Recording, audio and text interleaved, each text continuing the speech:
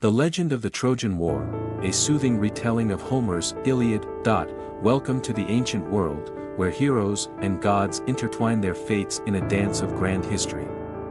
In this retelling, inspired by Homer's legendary Iliad, we journey to Troy, a city shrouded in mysteries and myths.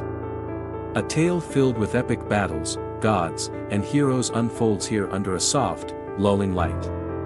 Relax, attune yourself to the meditative rhythm of this narration, and let the ancient myths become part of your dreams. Prologue. How it all began. Our journey begins with a conflict among the gods that seems trivial but triggers monumental events.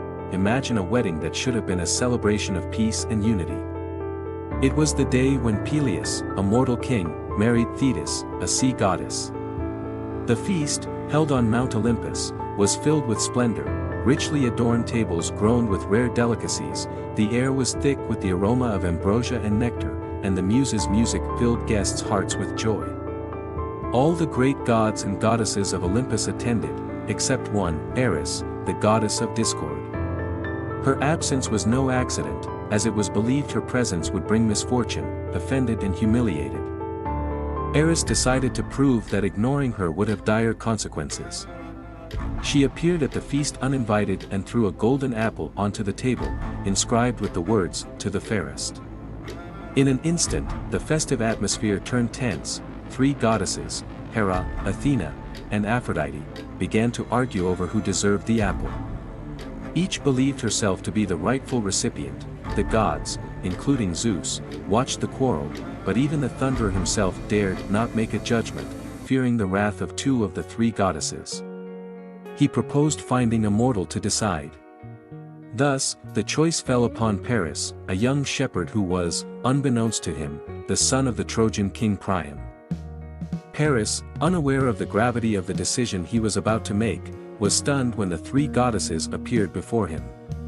Each offered him a bribe to sway his judgment. Hera promised to make him a great king, Athena vowed to grant him wisdom and victory in battles, and Aphrodite promised the love of the most beautiful woman in the world. Paris chose Aphrodite, enchanted by her promise. Little did he know that this woman, Helen, was already married to Menelaus, the king of Sparta.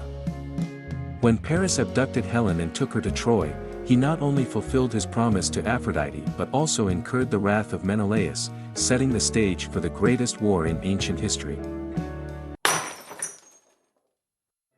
Troy and the Greeks. The beginning of the siege. After Helen's abduction, Greece began preparations for a war unlike any the ancient world had ever seen. Menelaus, humiliated and enraged, turned to his brother Agamemnon, king of Mycenae. Ambitious and powerful, Agamemnon seized the opportunity to consolidate his influence. He gathered all the Greek kings and heroes, convincing them that Greece's honor must be restored.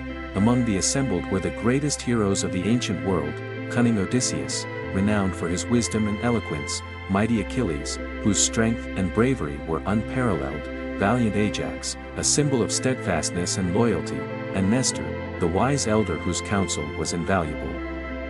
Each brought their armies, forming a force destined to remind Troy of the wrath of the gods. The journey to Troy was fraught with challenges. A fleet of 1,000 ships faced storms and trials sent by the gods displeased with mortals meddling in their disputes. Yet, despite all obstacles, the Greeks reached the Trojan shores. There, they set up camp, surrounding the city like waves crashing against cliffs. The siege lasted 10 long years. Each night was filled with anticipation, the crackle of campfires, the twinkle of stars, and the soldiers' quiet prayers. The Greeks built walls around their camp to guard against sudden Trojan attacks, while the Trojans fortified their gates, preparing for the inevitable assault.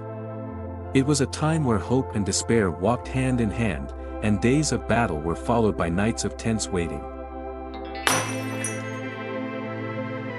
Achilles, a hero driven by fury. Achilles, the son of mortal king Peleus and sea goddess Thetis, was not just a warrior, he was a legend. His presence on the battlefield inspired the Greeks and struck terror into the Trojans. Yet, like any hero, he was not without flaws. His pride and anger often overpowered his reason. When Agamemnon, the leader of the Greek army, took Achilles' beloved Briseis from him, Achilles felt deeply insulted. In protest, he refused to fight. This decision proved disastrous for the Greeks. Without his strength and leadership, their army became vulnerable. The Trojans, led by Hector, seized the opportunity and began to push the Greeks back. Achilles stayed in his tent, consumed by anger and resentment. His friend Patroclus tried to persuade him to return to the battlefield, reminding him of his duty to their allies. But Achilles remained steadfast. His inner conflict, a battle between pride and duty, was not just a personal struggle but a symbol of how human emotions can overshadow even the greatest goals. The death of Patroclus and Achilles' rage, unable to bear the suffering of his comrades, Patroclus decided to act. He donned Achilles' armor and entered the battlefield to inspire the Greeks and drive back the Trojans. His courage and selflessness struck fear into the enemy, but Hector, believing he faced Achilles himself, engaged him in combat. After a fierce fight, Patroclus fell. The news of his friend's death ignited a fury in Achilles that burned like a blazing fire. He returned to the battlefield, and his presence altered the course of the war. Battles became even more brutal, and each of his moves instilled terror in the Trojans. His clash with Hector became the climax of the war. It was not only a contest of strength but also of will, where every strike reflected the hero's inner turmoil. After his victory, Achilles tied Hector's body to his chariot and dragged it around the walls of Troy. This act of vengeance displayed the depth of his grief. However, under the influence of the gods, he later returned Hector's body to King Priam, allowing him to bury his son with honor. The gods and fate. Throughout the war, the gods played a pivotal role, acting as directors of the grand drama. Athena supported the Greeks, offering wise counsel and aiding them in battle. Apollo protected the Trojans, often intervening to change the course of events. Even Zeus, the chief god of Olympus, ensured that events unfolded according to the predetermined script. On Olympus, the gods argued, rejoiced, and raged, watching the war like a grand spectacle. Their interventions often seemed capricious, but every thought and action led to the inevitable conclusion. It was a reminder that even the greatest heroes cannot escape the fate decreed by higher powers. If you enjoyed this tale of the greatest legend of antiquity, don't forget to like this video and subscribe to our channel. Your support helps us create more captivating stories for you. Thank you for watching, and see you next time.